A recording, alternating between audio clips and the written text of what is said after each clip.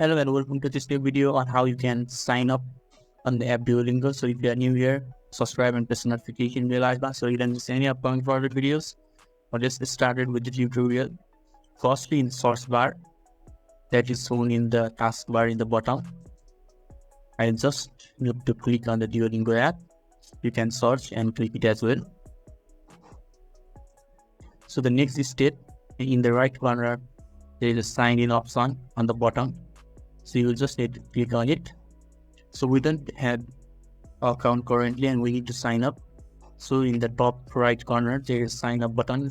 Click on it and you need to write your age, your name, your email and a password. You just need to fill all these things in order to sign up.